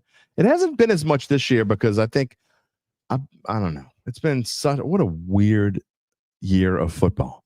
That's for sure. It has been so stinking weird. Garland is always awesome. He absolutely is. Chad Gage, yes, he's always got great info. And I'm not joking. I'm serious. When I'm doing a wide range of topics, Garland's the guy because and look, I love all my other friends in the broadcast world. They do a fantastic job. I'm not just saying that. We have such a fantastic group of sports reporters and sports writers here in the New Orleans area. And I'm telling you, pound for pound, there's no better. But when I want a wide range, nobody covers LSU like maybe him and maybe Doug Mouton at Channel 4. And then you got the Pels are on Fox 8. They were on Fox 8 on Monday night, and they're on Fox 8's Gulf Coast Sports Network. Fantastic. Yeah, Randall, Mike Tillier is the GOAT when I'm talking about just Saints and LSU. Absolutely. So anyway, Garland's the GOAT. He can be. It depends on what you're doing, man. Again, he was specifically for this show. Garland was the perfect to talk to for sure. All right. We are going to move on. About to bring on Gabe as we get to the 123 mark in this show. Going to try to wrap it up by 140. We'll see if we can do that. We told you earlier we let you know more about how Evangeline Securities can help you figure out what your family-run or privately held business might be worth and whether it's time to sell. All the questions that were asked today, the best question of the day is, how do they do it? Well, after their complimentary valuation of your company, if you decide to proceed, native New Orleanians Nick Braden, Ron Hamilton, the folks at Evangeline, they'll begin an extensive auction process from among established private equity funds from around the whole wide world. They'll maximize the return for the founder and his or her family. Evangeline Securities is the top producer on their platform.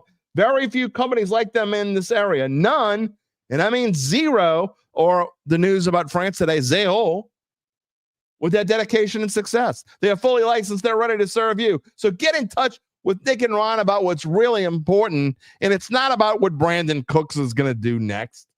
It's not about what's going to happen with the Pelicans the rest of the year. That's not the most important question. You know what it is? It's the rest of your life. You can find them at www.evangelinesecurities.com. A couple more comments before we move on. Brian says he loves when Garland is in the show. Absolutely. Let's see. Earl says he thinks that Drew Brees is going to get better as an announcer the more he does. I hope he gets better because honestly, can't really get worse. Lance says, Blitz Alante. I mean, is that how Atlanta can win? Oh, no, you mean you want the Saints to blitz Alante. Okay, I gotcha. This week worries me, y'all. It really does. And I don't know, maybe I'm just so used to the Saints being underdogs that I don't know how to handle a week where they're the favorite. I mean, here we are, week 12, they're finally the favorite.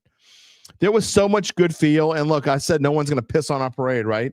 For 2 weeks, no one has, but it's time to turn the page now and move on to the next week. And I just don't know. Basically, an even game because nowadays that's what 1.5 means. 1.5 means it means an even game. That's what they do now. UBN says Saints by 0. That's hard to do. Brian, I've thought about this. Let's see if I can get Matt Moscona on. I may reach out to him later on. We'll see. Yeah. So anyway, we'll see what I pick. I'm sorry, I'm skeptical, but if they play as well as they played against Carolina, they're going to win the football game. Okay. I think they are a better team than Atlanta right now. By the way, the tankers aren't asking to tank anymore, are they? You ain't going to get that. You sacks of tankers. Just saying. It ain't going to happen. You know what is going to happen? Gabe Henderson's going to come on the show. Like right now. That's going to happen. More than the tankers getting their wish. How are you this morning? This afternoon, sorry. Your mic's off. You are mute. Did you mute? Oh, did you mute? You muted yourself, didn't you? No, I guess my mic came out of. There's a little underneath. Hibernation. A little plug. I gotcha. And anytime it comes out of that plug or comes loose, it mutes me automatically. So, well, I haven't talked to you in almost a week. What is going on?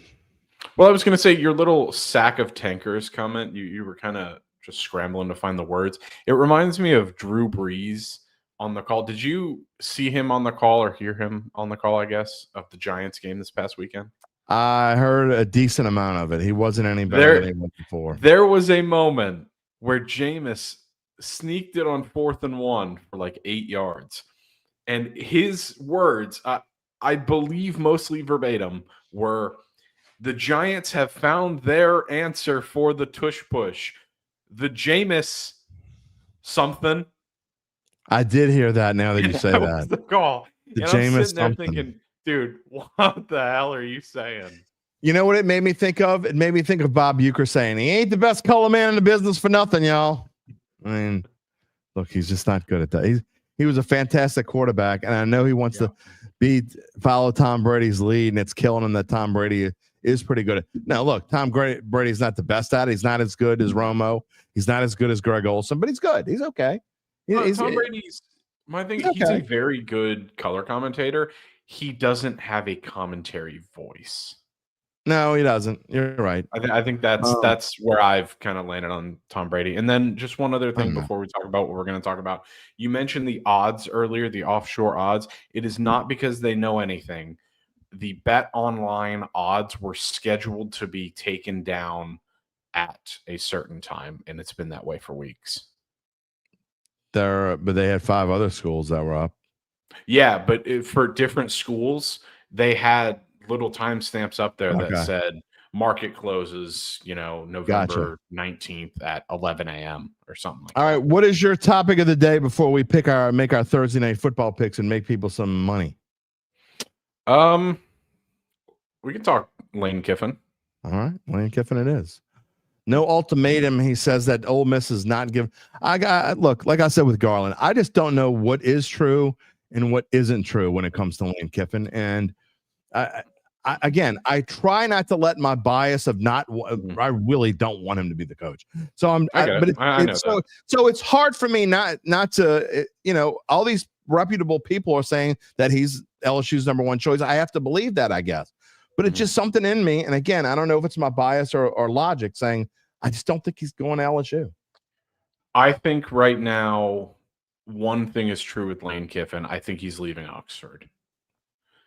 I don't think we know where he's going, but I don't think I saw someone, I apologize. I forget who tweeted this out the other day, but someone said the info about Lane Kiffin's family visiting Gainesville and Baton Rouge does not get out if Lane Kiffin does not. Absolutely. I retweeted that.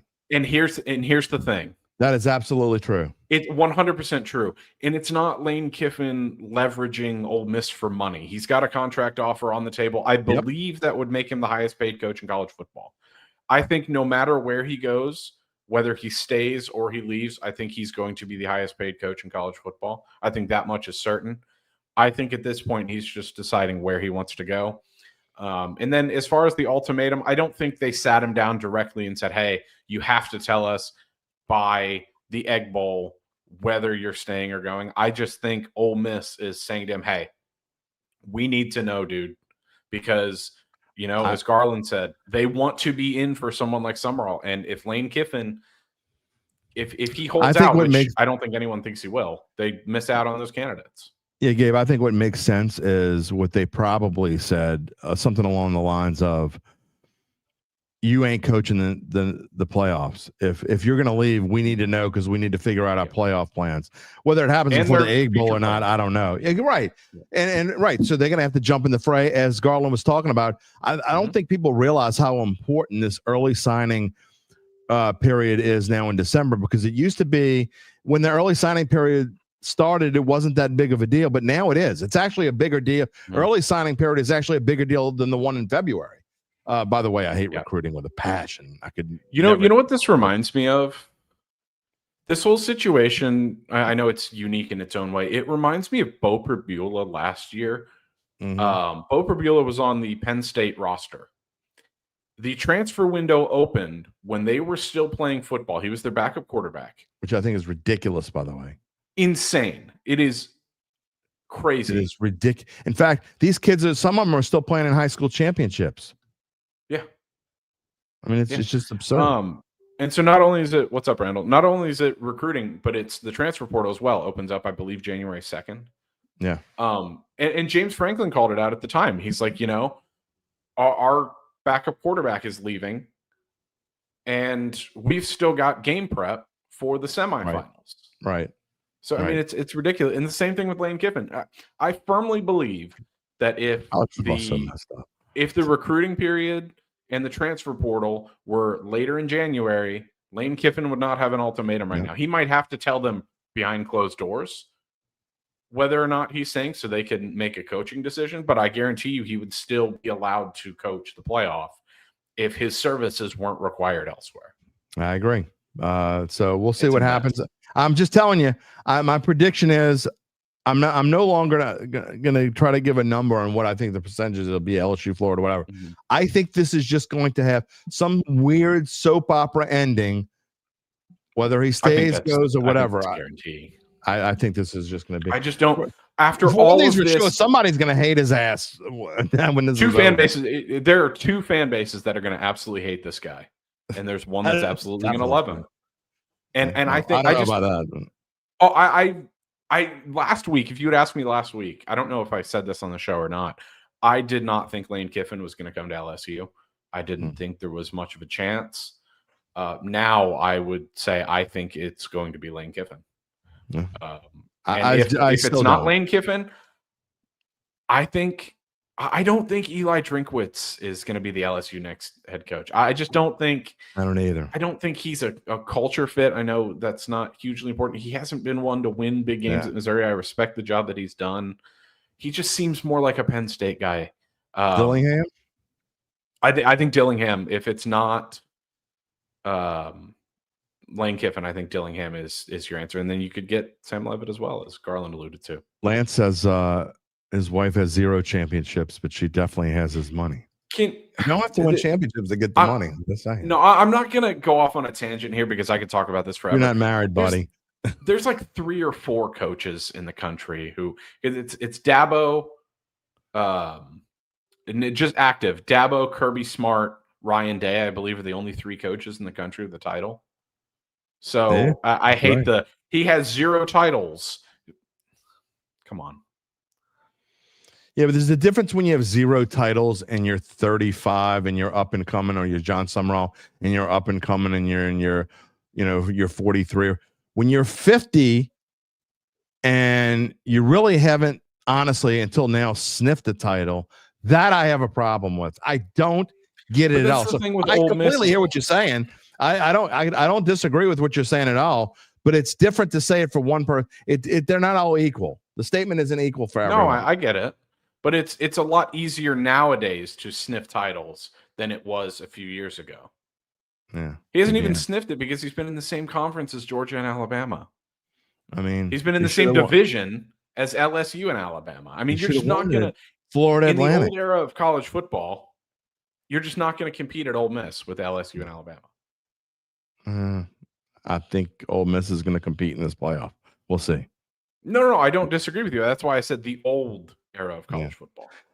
All right, Thursday night football. I hate the whole title thing. As we get close to wrapping it up, by the way, if you want to get a comment in, you got about 3 or 4 minutes to do so. We're about to go off the air as we finish it up with Gabe Henderson's Houston Texans playing on Thursday Night Football. CJ Stroud will be out once again, and someone needs to explain this line to me. It makes no sense whatsoever. The Buffalo Bills are -6.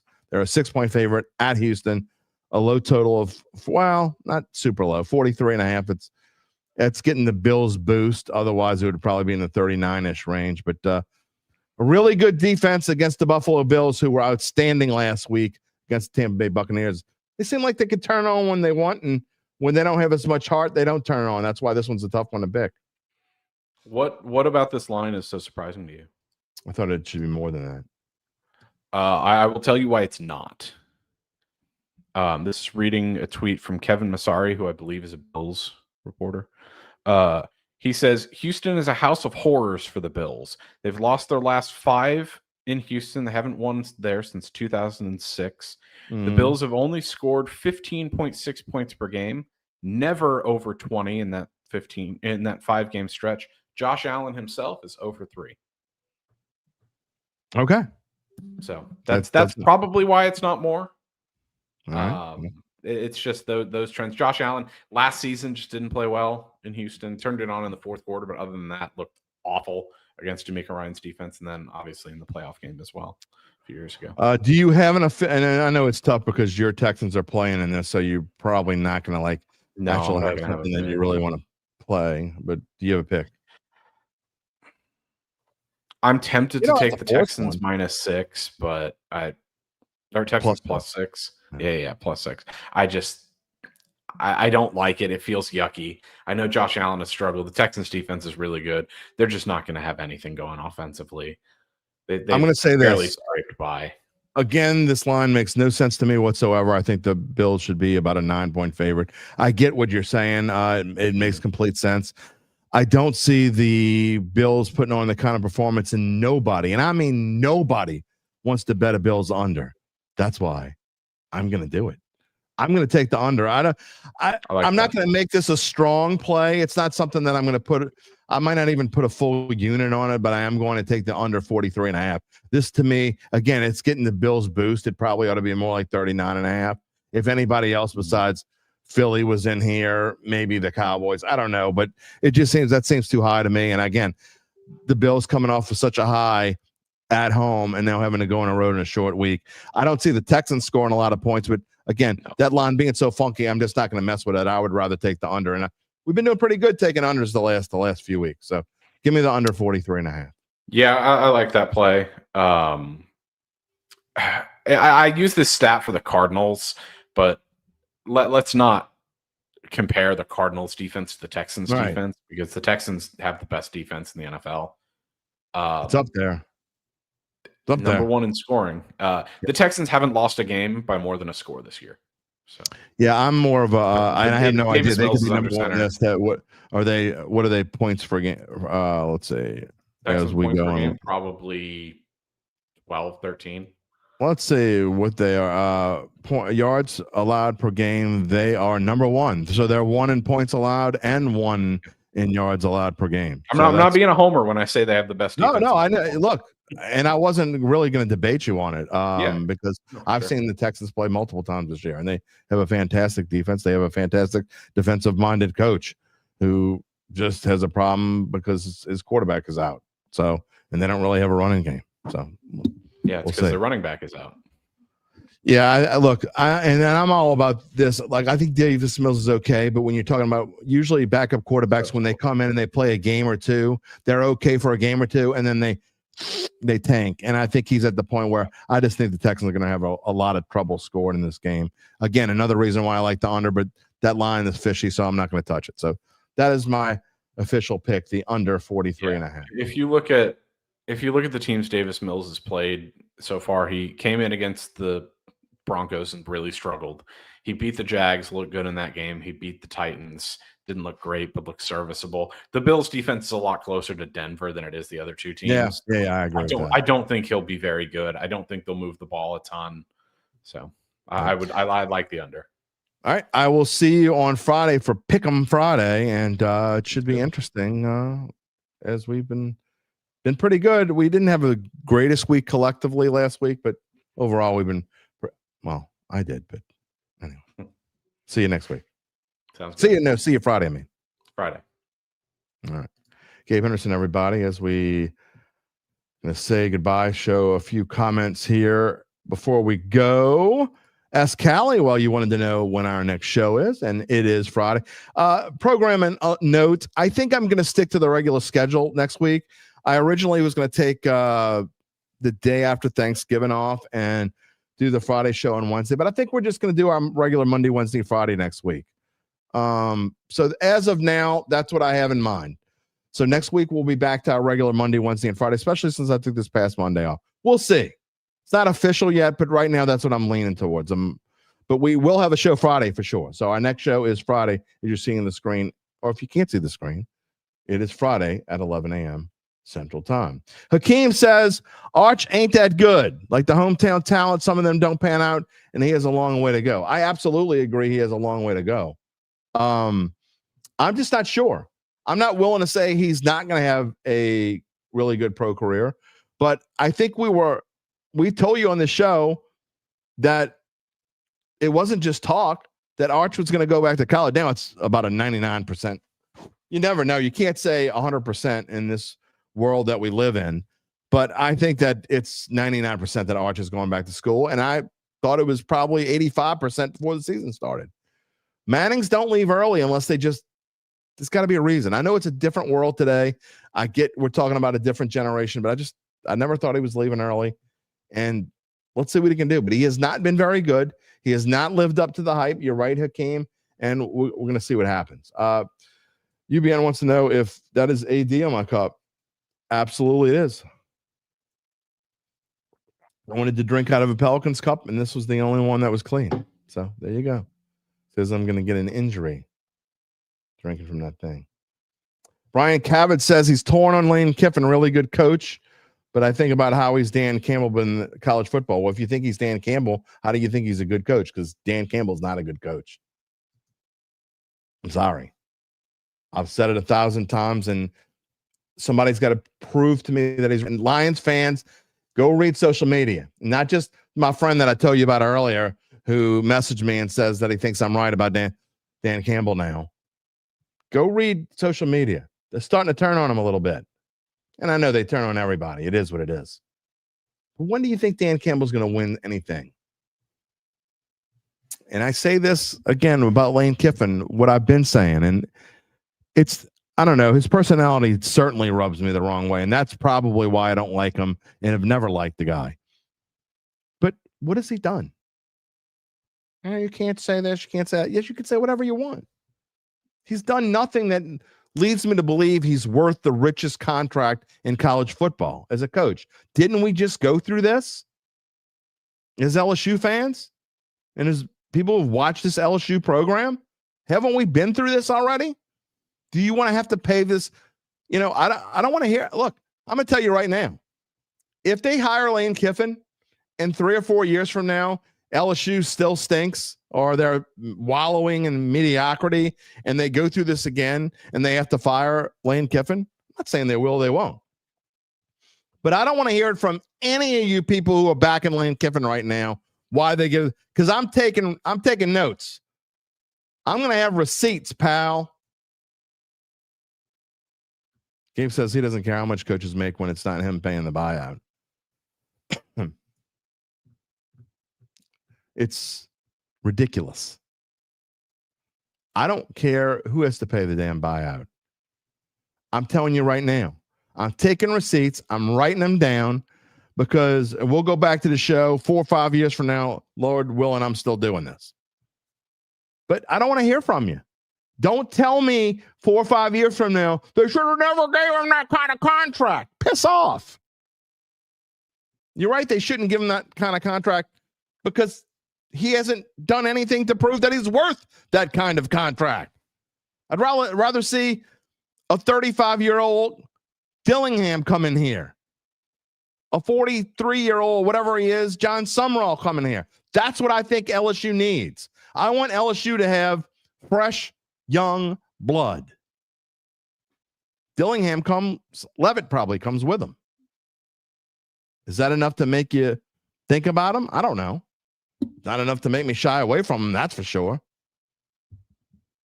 There's just so many things going on. And again, you know, it's not just that Lane Kiffin hasn't won a national championship. Like Gabe said, there's only 3 coaches right now active that have won national championships. Fine. What does he want besides this year? He's won his third 10-win season at Ole Miss. Well, that's great. But what has he done beyond that? Just saying. I know Ole Miss didn't make the playoffs. Playoffs.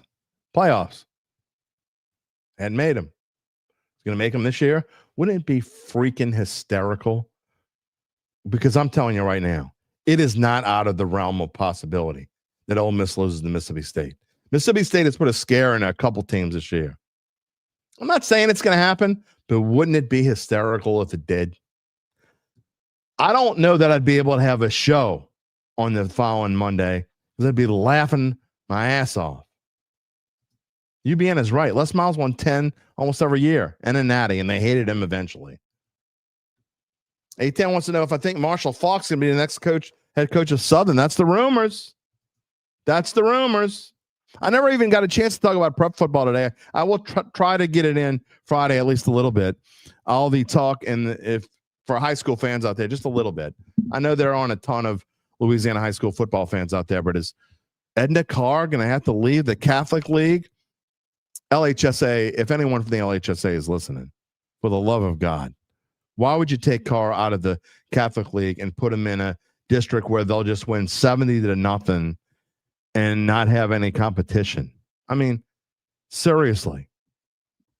That makes no sense whatsoever. It makes no sense whatsoever to move Carr to that Jefferson Parish League, that Chalmette won every. Again, nothing against my friends at Chalmette, but they were winning that league every year. This year, Bonneville won it. Again, nothing against Bonneville. I had him twice. But you cannot put Carr in that league. It's not, first of all, it's not fair to the other teams in the league. And second of all, it's not fair to Carr, who doesn't want to go there. Carr wants to play in the Catholic League with the best. They want to play in the best district in the state of Louisiana. At least in this, you can argue whether the Catholic League is the best district in the state of Louisiana or not. But it's certainly the best district in this neck of the woods. And to move Carr would be absurd, in my opinion. Maybe we'll touch on it Friday, or maybe I just did. I didn't want it to be at the end of the show, but there's other things may want to talk about as well. But that is going to do it for us today.